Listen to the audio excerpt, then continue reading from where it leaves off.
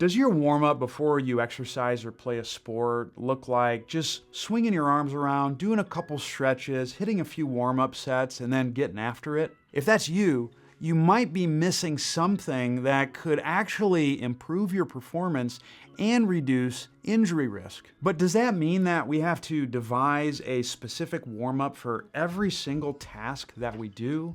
No. In fact, there's 3 things that you need to think about when you're warming up for any activity. I'm going to teach you what those 3 things are, and I'm going to give you a warm-up strategy that you can use for pretty much any activity you want to do. That way it makes your life easier, gets you prepared for your activity, and improves your performance. Is there a warm-up that we can devise that decreases injury risk? Well, according to this study, there are 3 things that should be included in a warm-up to reduce injury risk. Those 3 things are an aerobic component, sports-specific stretching, and then sport-like movements to prep for the task that you're about to perform. You want to start with some form of aerobic exercise because it increases body temperature. It actually enhances learning as well. For that, I will typically have someone perform 3 to 5 minutes of some sort of steady state activity. It can be biking, jumping rope, the elliptical, really anything for that. What you want to do while you're doing this task is you want it to be pretty easy, like a 3 to 4 out of 10 effort, and you want to make sure that your mouth's closed and you're quietly nasal breathing the whole time.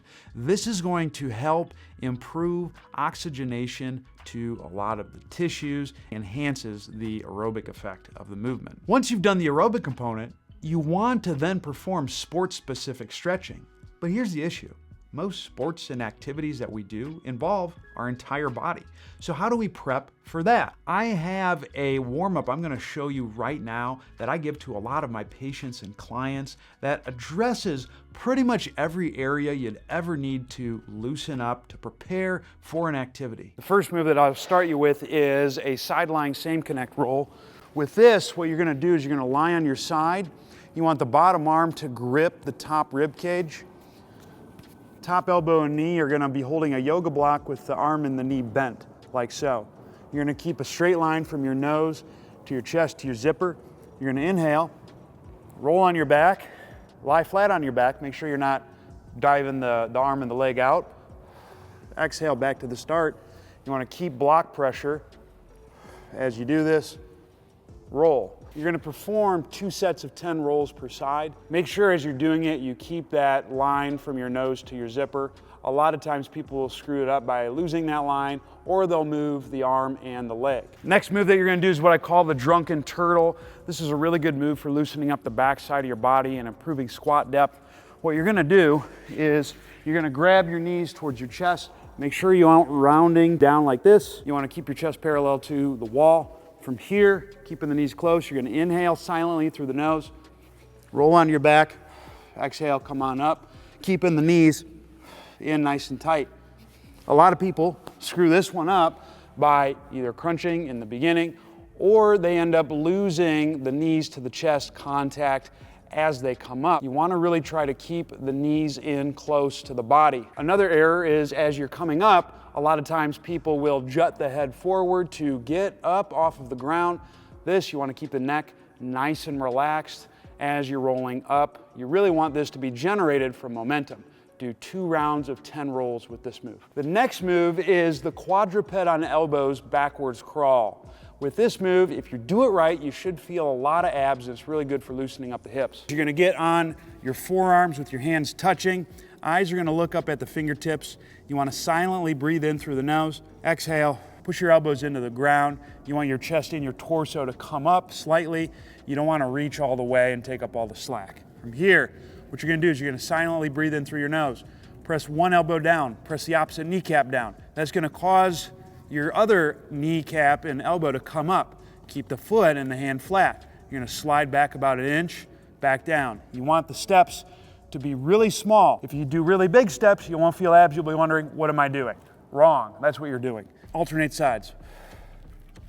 And it's 1 inch steps past one another. Inhale as you step back, exhale down. perform 2 sets of 5 steps per side with that move. Most of the common errors people have is they either lose the reach as they're stepping backwards, they end up bending the knee, or they lift the hand up. All of those will limit the amount of ab activity. And the worst offender is making the steps too big. If you make the steps too big, you're not going to get some of the rotational elements that we want with the move, and it's going to limit your abdominal activity. Another really good move is the Spider-Man walk. This does an awesome job of making sure you're loosening up the groin muscles. All you're going to do on this is make sure you're looking out about 7 feet. You're going to take a big stride with the front leg, hands down like this. You're going to load into the hip, and then you're going to alternate sides just like so. You want to make sure you're doing about 6 of these per side before you get to the standing exercises. Next, you'll want to use a reaching box squat. This is really good for loosening up the back of the hips. What you're going to do on this one is you want to hold like a 10-pound plate, or you can just reach your arms out if you don't have access to that. You want to soften the knees. You're going to look to the horizon, silent in through the nose, exhale, reach the plate towards the ground, get the hips back, and then from here you're going to inhale, tap the box, exhale, come up, and do about 8 to 10 reps of this. Most of the common issues that I see with this particular move is when people do the reach, they end up rocking back like this. You really just want to tap the box and go up. The other issue that I will see is people will either reach too low and they'll round, or they'll reach too high up with the plate. You really want to reach in a manner that your arms stay at about a 90-degree angle. Next, you got reverse lunges with a cross connect. This is a really good move because it loosens up the legs and improves your rotational capabilities. What you're going to do is you're going to take a 2-foot step back. You're going to drop straight down, making sure the front foot stays flat. You don't have to go very deep on this. Once you've done that little drop, you're then going to bring your arm towards midline so it's in line with the front knee. You're going to inhale in this position. Exhale, come up. You're going to alternate the other side.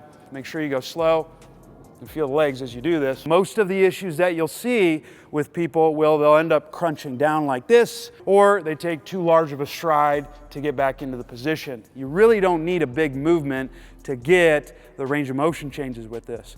I would do 6 of these per side. You can then immediately transition to the lateral version of that, lateral squats with a cross connect. Go with a stance wider than hip width apart. You're going to keep the feet flat. I'm going to push off of the inner heel and the base of the big toe towards this leg right here. I want a straight line from foot, knee, hip, chest to eye. You're going to bring the elbow towards the knee, inhale, and then go back to the other side, rinse and repeat. I would do 6 of those per side as well. A lot of the common errors with that move would be, again, trying to crunch to get the elbow towards the knee, or bending too far forward at the waist. You'll also sometimes see the foot come up off the ground. You don't want to tip the foot at all. You want to make sure both feet stay flat. Another error that you'll see is diving the hip way out and losing the chest over the leg position.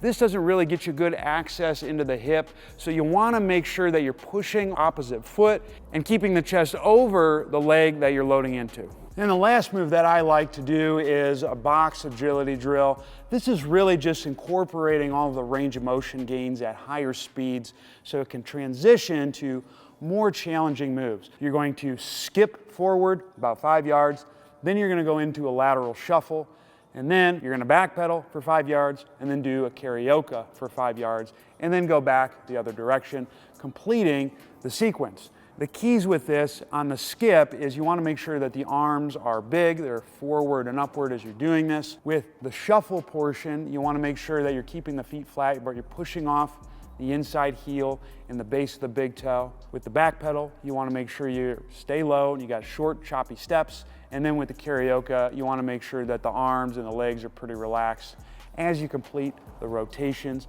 I usually do 2 to 3 rounds of the box each direction before I get into training. The last component of the warm-up is actually doing the task that you're about to do. So if you're squatting, you want to do some squats. If you're going to sprint, you want to do some lighter sprints. But you don't want to do this at full intensity. You slowly want to build up. You want to go at about 50% of the effort of the working set, whether that's weight or speed for one set. Then you want to go to the next set at about 75, and then you're going to work at about 80 to 90, and then once you've gone through those 4 sets, you're then going to go into your working sets. Now, if you like that warm-up and you want to try some exercises to cool down and reduce muscle activity after a hard workout, then I'd check out this video right here. It goes into my favorite movements that I use to get muscles to relax overall, and it's got a lot of great recovery tools.